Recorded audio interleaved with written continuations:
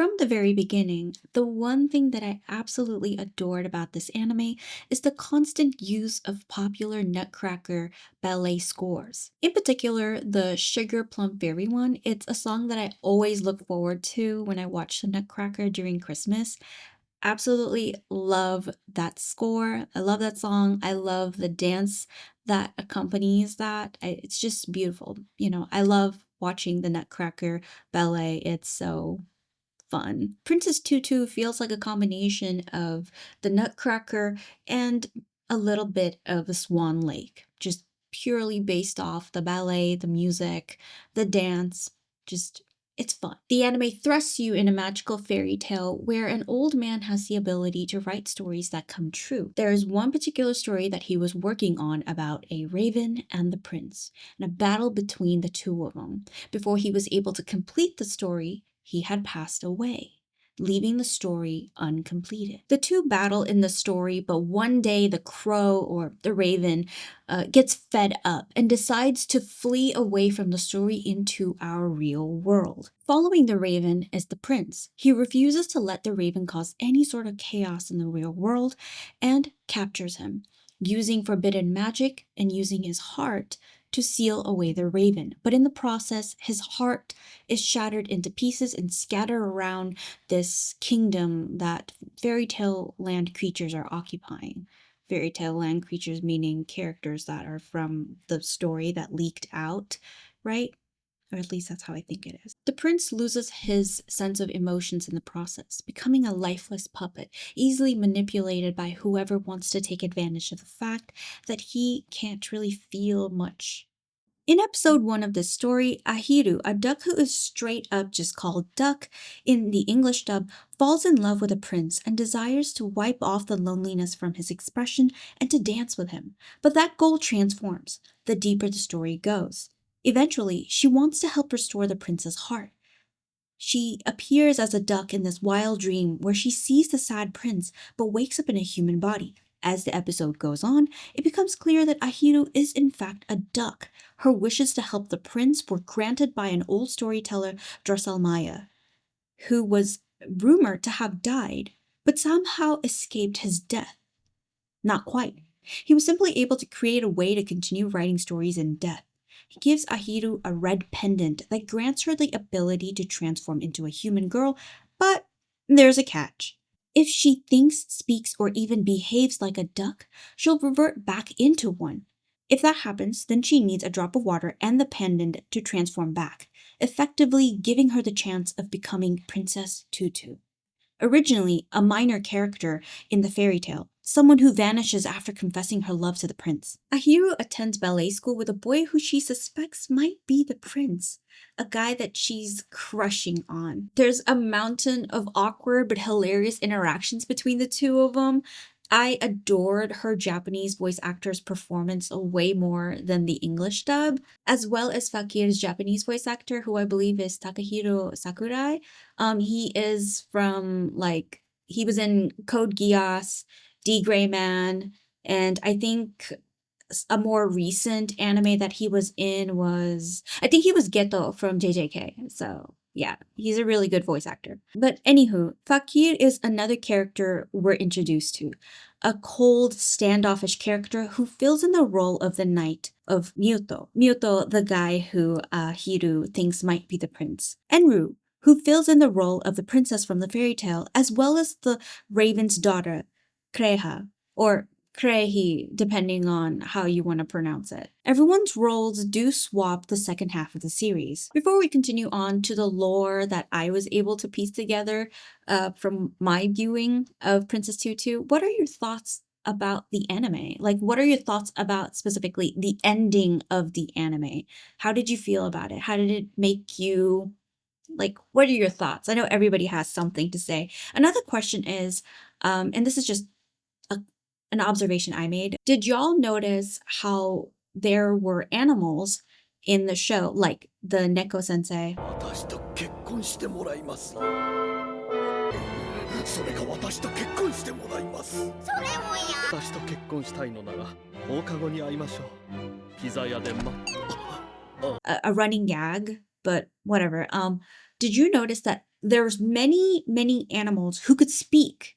They all could talk, but for some reason, Ahiru, when she would convert back into a duck, she would just quack and no one would be able to understand her. She was like the only animal that no one could understand. And I'm wondering if it's because Drosselmeyer brought her because she's supposed to be outside. Maybe he like brought her into the story.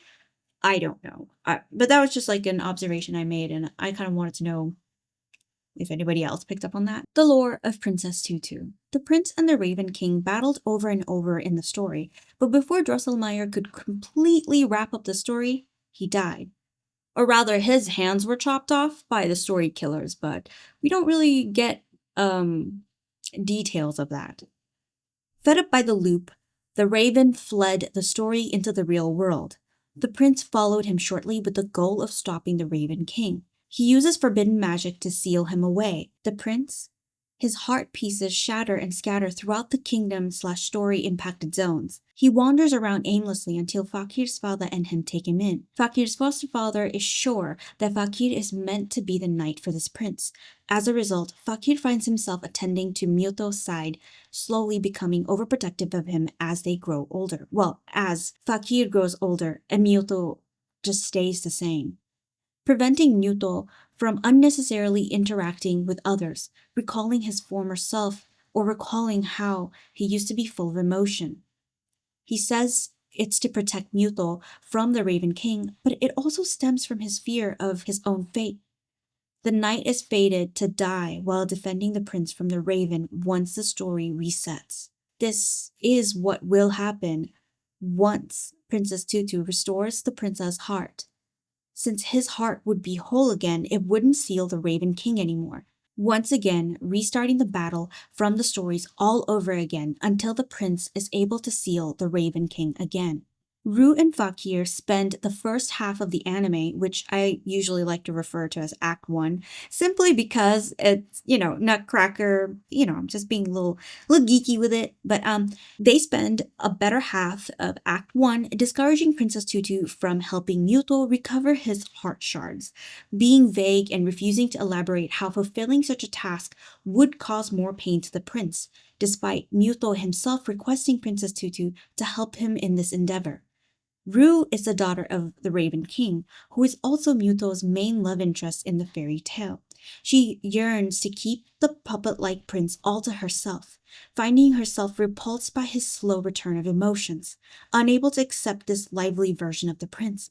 She is also Princess Tutu's complete opposite, Princess Kreha. The evil Raven Princess attempts to give Myoto's heart to her father to eat.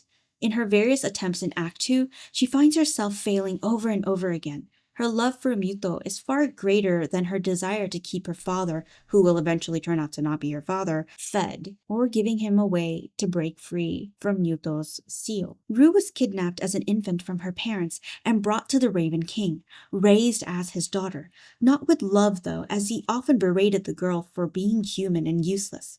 Fakir and Ru are at odds with one another by Act 2, as Fakir decides to help Ahiru after he finds himself slightly affectionate towards her. He had exposed himself to her at his lowest point when she was just in her duck form, without realizing that the cute little duck he was confiding in and hugging was actually Ahiru. Embarrassing, yes, but heartwarming, because this is the turning point of the anime's portrayal of the firm and harsh Fakir. He is fighting the good fight, just a bit lost and misguided. By Act 1, Princess Tutu is able to successfully regain the majority of Myoto's heart pieces. Just the final pieces remain in Act 2. The shattered pieces are inside the people residing within the story kingdom, within the impacted zone. The impacted zone is everything that these huge gates cover. The gates themselves also have shards in them. They embody pain, depression, grief, suffering, happiness, courage, pride, envy, and love. Love is actually the last shard of the heart that Princess Tutu struggles to be able to return to Myoto, as various obstacles stand in her way. Along the journey, Drosselmeyer tinkers around the timeline, adding and subtracting plot elements for his own entertainment. If he gets bored, he adds more obstacles for Tutu to overcome. He had added Adele, a puppet, to guide Ahiru. Unfortunately, Adele is destroyed With the remaining wood pieces of Adele, Fakir's father is able to conjure up the adorable Uzura, who attempts to guide and help her new friends whenever. She's so cute. お似合いってのはラブラブってことかしら。アヒルがラブラブズラだったらよかったのにって話。ああ、ありがとうズラ。ファキヤ、なんだ。学校でアヒルがお似合いでラブラブでいいなってどういうことだズラ。アヒルが誰とだって。は？いや、どういうことだズラ。知らねえよ。隠すなおい、ズラ。やめろ。By Act 2, Fakir is able to piece together Princess Tutu's true identity, Ahiru. After his discovery, the two find themselves working with one another more often than not. Ahiru slowly grows on Fakir, and the two become comfortable in each other's presence compared to Act 1. Midway Act 2, Fakir learns about his roots and connections to Drosselmeyer through Autor is his name? This guy over here, he's like a side character that comes in later. He's mainly someone who's geeked out and has done a lot of research on the stories and Drosselmeyer, and not to mention he is actually the only character. I guess you could call him the conspiracy theorist of this land, because he's a guy who's been like, we all are inside a story, I just know it, I know it. And well, he's right, they are inside a story. And yeah, well, anyway, continuing on, he is able to piece together that Fakir is Drosselmeyer's descendant with the power of writing stories that come to life. He also learns of the existence of the Story Killer Society, a group of people who had chopped off Drosselmeyer's hands to prevent him from writing stories that they had begged him to write in the first place, like bringing their loved ones back to life. The story killers attempt to chop off Fakir's hand at Drosselmeyer's gravesite, but Ahiru tries to stop them. Ultimately, she ends up getting kidnapped by Drosselmeyer as he pauses the story to avoid it coming to an end at the hand of the story killers. Fakir isn't the only one to learn something new about his family. Thanks to Uzura messing around with the cogs in Drosselmeyer's dimension to help Ahiru escape, the story does a double back, reversing in time, exposing to the viewers and Rue of her true self.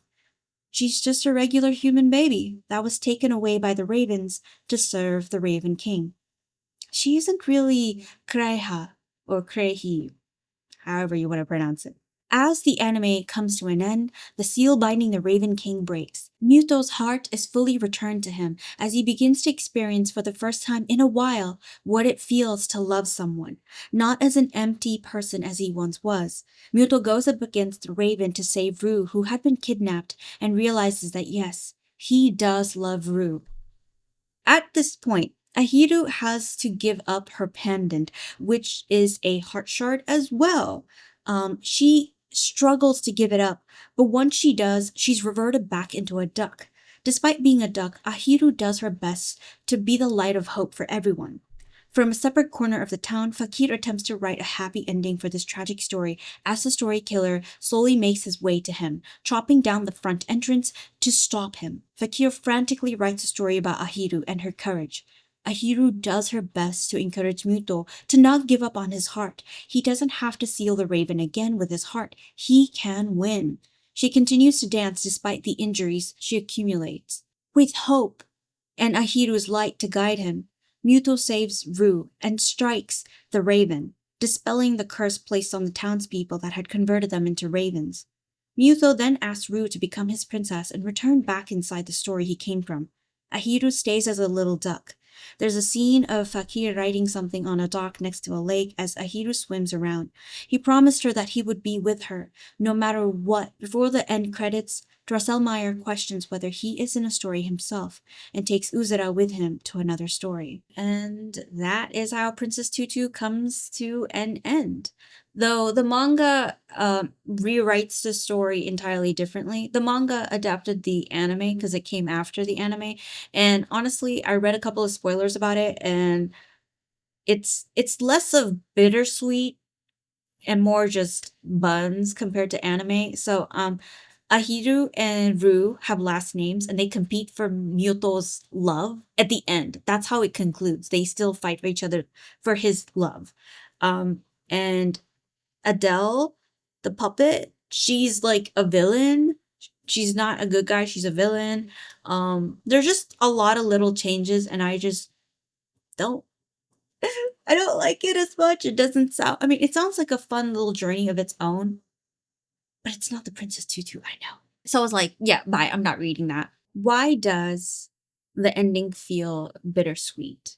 Personally, for me, there's a couple of things that I wrote down. I felt like, okay, let's back it up because it has to do with how these characters are introduced and how we see them. And as the show goes, how our opinion of them changes, forms either in a good way, bad way. Things change, roles reverse, right?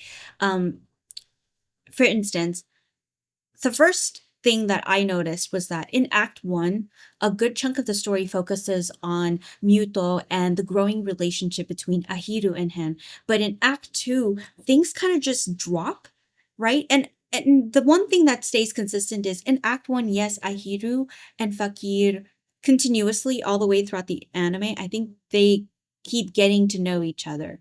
That's the one thing that stays consistent, which is great, but it's just interesting to see how Muto and her are presented at the beginning in Act One and how different they are in Act Two.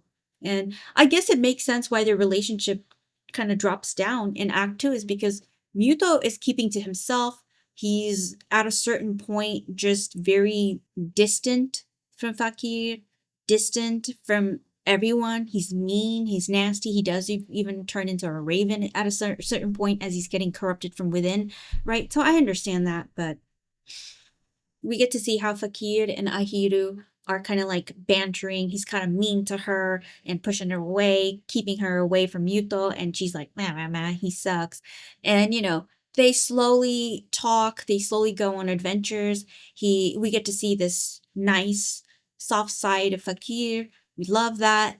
And we get to see them go on adventures together. There's like a hot minute where I thought Fakir like died because he like went under the lake, but he's magically respawned. Well, he wasn't magically respawned. Someone saved him. I think it was Adele. I could be wrong.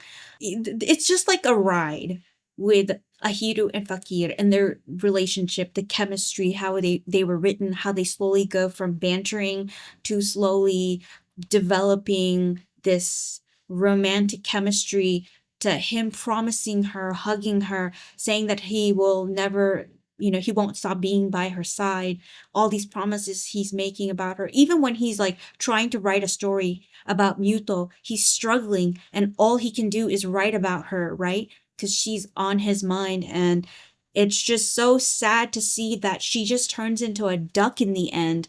And she doesn't even get to revert into some sort of human character, human girl, so that the two can be together. The idea of a duck and a guy being in a relationship. That's mainly why it feels bittersweet because they're together, but not in the way I want them to be together. Fakir went from wanting absolutely nothing to do with her to writing stories about her. It's adorable. But obviously, a good chunk from the beginning, as Princess Tutu starts collecting the heart shards, is about acceptance. It's about growth, learning, loving yourself, being okay with processing certain emotions like grief. And it's got a good message. It's got good, it's got good themes and topics. It's just really sad because I understand towards the end, Drosselmeyer is doing this narration or someone's doing the narration. And no, I think it's the narrator lady. She's doing the narration and she's saying how everyone is where they're supposed to be, everyone is as they're supposed to be, and all this stuff. And I'm like, I don't want Ahiru to just be a duck. I don't want her to be just a duck. I think another reason why it's such a fun little bittersweet thing is because it's so different. Um, it's refreshing. I liked it. I think it's because we start with a character wanting to be with someone, Muto, and she doesn't end up with that person towards the end. I think I'm just so used to following the journey of a character and them ending up with someone. Usually, if it's like romance or some romance elements to it. It's just that last scene of Fakir reading or writing and Ahiru swimming around, just a carefree duck. It's so cute, but at the same time, my heart. Maybe Fakir is writing a story where Ahiru and him can be together. Who knows? So, what are your thoughts on Princess Tutu? I absolutely enjoyed watching it, and I actually gobbled at it quite quickly. The only reason why this video is taking so long for me to even sit down and record is because of school and work. But I finally found time. I'm glad I watched this. Thanks for watching, and I'll see you in my next video. Bye bye.